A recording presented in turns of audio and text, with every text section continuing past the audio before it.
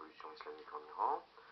Ensuite, il y aura la prise d'otage des diplomates américains à l'ambassade à Téhéran. Il y aura l'attaque de la grande mosquée de la Mecque, donc la plateforme du wahhabisme saoudien, par des groupes ultra-radicaux saoudiens. Ce sera le capitaine Baril d'ailleurs et ses hommes qui reprendront la grande mosquée. Et finalement, après Noël, ce sera l'entrée des troupes soviétiques en Afghanistan qui donnera lieu au djihad des années 80. En novembre 79, la grande mosquée est prise d'assaut par quelques centaines de djihadistes. À leur tête, un certain Juhayman al-Otaibi. Les dignitaires religieux émettent une fatwa pour contourner l'interdiction d'ouvrir le feu à la Mecque. Mais l'armée saoudienne est impuissante.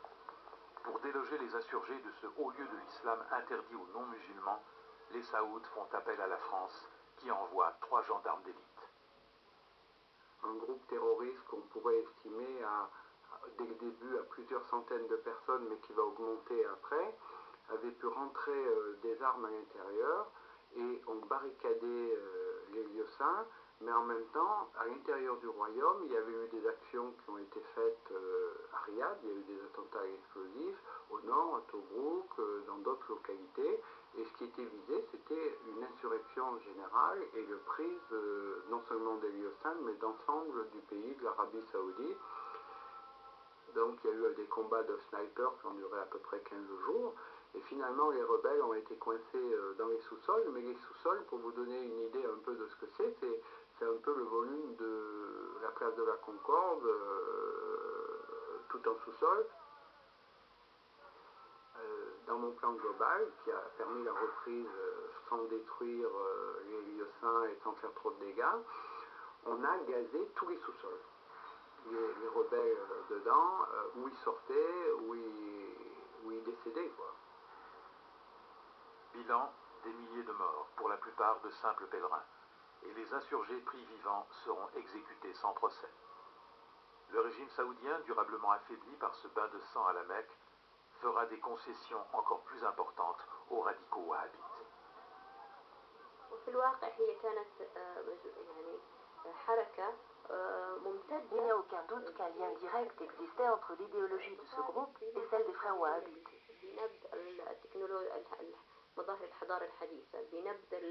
Juhayman avait les mêmes revendications que celles de ses frères.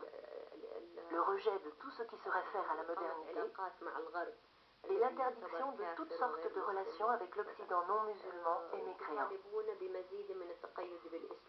Il prônait une réislamisation de la société autour de pratiques strictes et fondamentalistes.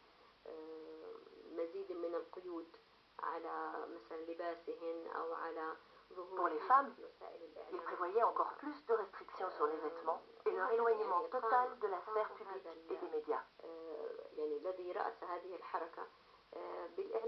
Juhayman a fait une déclaration à la mosquée de la Mecque où il a évoqué toutes ses revendications. Son groupe avait un lien de parenté idéologique avec les frères musulmans et le hasard des événements a fait que cette prise d'otage à la Mecque a eu lieu la même année que la révolution islamique en Iran, en 1979.